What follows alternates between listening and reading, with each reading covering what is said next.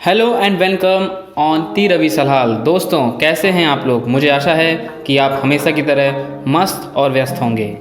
आज मुझे ये बताते हुए बहुत खुशी हो रही है और साथ ही साथ गर्व भी हो रहा है कि हमारे भारत ने वो काम करके दिखाया है जो अन्य देशों के लिए बहुत बड़ी मिसाल है।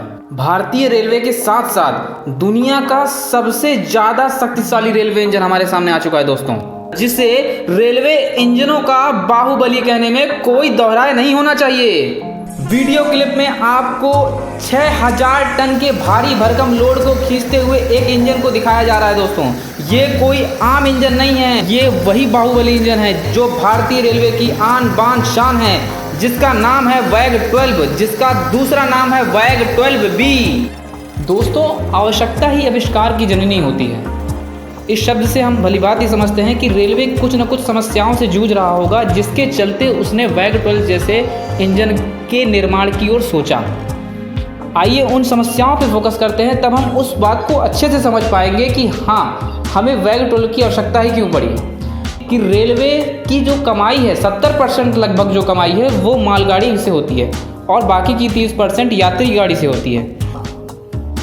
अब यात्री गाड़ी और मालगाड़ी में अगर समय पालन की प्राथमिकता को देखते हुए देखा जाए तो यात्री गाड़ी को पहले प्रायोरिटी देनी पड़ती थी, जिसके कारण हमारी यात्री गाड़ी आगे चलती थी और मालगाड़ी पीछे चलती थी, जिसके चलते यात्री गाड़ी तो अपने डेस्टिनेशन तक पहुंच जाती है पर मालगाड़ियां अपने डेस्टिनेशन पर समय से नहीं पहुंच पाती हैं। इस समस्या से निपटने के लिए रेलवे ने स्पेशली मालगाड़ियों के चलने के लिए 2 डेडिकेटेड फ्लाइट कॉरिडोर का निर्माण करवाया है, जिसके अंतर्गत पहला जो ईस्टर्न डेडिकेटेड फ्लाइट कॉरिडोर होगा वो पंजाब के लुधियाना से लेकर के वेस्ट बंगाल के दानकुनी तक होगा और दूसरा वेस्टर्न डेडिकेटेड फ्लाइट कॉरिडोर जो होगा वो दिल्ली से लेकर के मुंबई तक होगा। इन डेडिकेटेड फ्लाइट कॉरिडोर के बनने से हमको बहुत सारे फायदे होंगे, जैसे कि ट्रैफिक बहुत कम हो जाएगा, बिना पैसेंजर गाड़ियों को डिस्टर्ब किए मालगाड़ियों की संख्या को बढ़ाया जा सकता है, साथ ही भारत के इंफ्रास्ट्रक्चर में भी काफ़ी सुधार होगा। ज़्यादा से ज़्यादा माल, कोल, ऑयल एक जगह से दूसरी जगह पहुंचाने में सहूलियत होगी, कम से कम समय लगेगा। रेलवे की एक बहुत बड़ी समस्या ये है कि अगर हम किसी मालगाड़ी में लोड ज़्यादा कर देते हैं तो अपने आप ही स्पीड कम हो जाती है। इस समस्या को समझने के लिए आपको बोगी शब्द को समझना पड़ेगा। ये बहुत ही सरल है। बोगी शब्द का मतलब होता है व्हील्स ऑफ ग्रुप, अगर हिंदी में से कहें तो पहियों का समूह। ये 2 प्रकार के होते हैं। यदि 2-2 के ग्रुप में होगा तो उसको बोबो टाइप बोगी बोली जाएगी, और यदि ग्रुप 3-3 के समूह में होगा तो उसे कोको टाइप बोगी बोली जाएगी।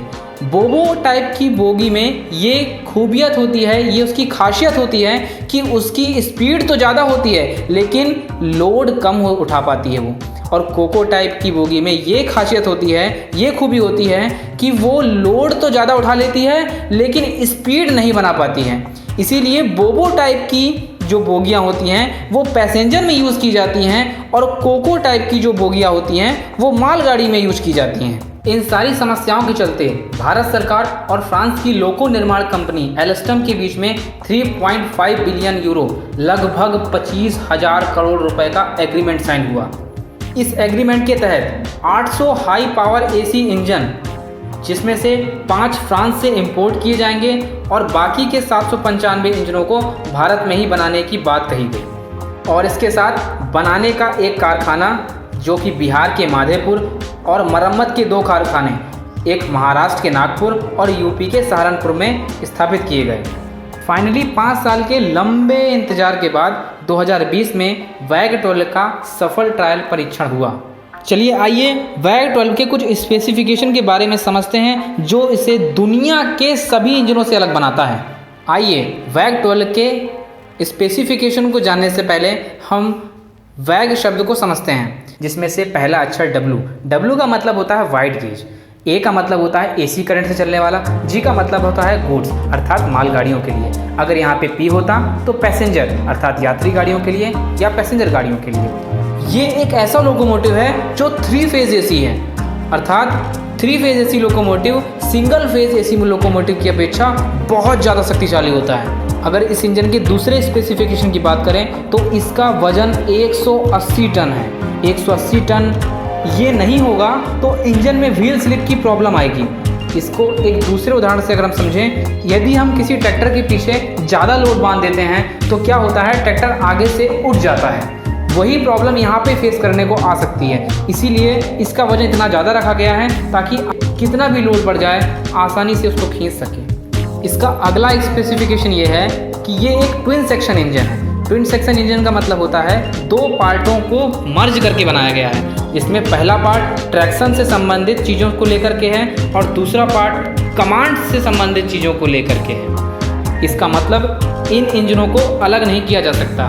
वैग 12 जो इंजन बना है, बेसिकली ये मालगाड़ियों के लिए बनाया गया है। इसकी लोडिंग कैपेसिटी 6000 टन है।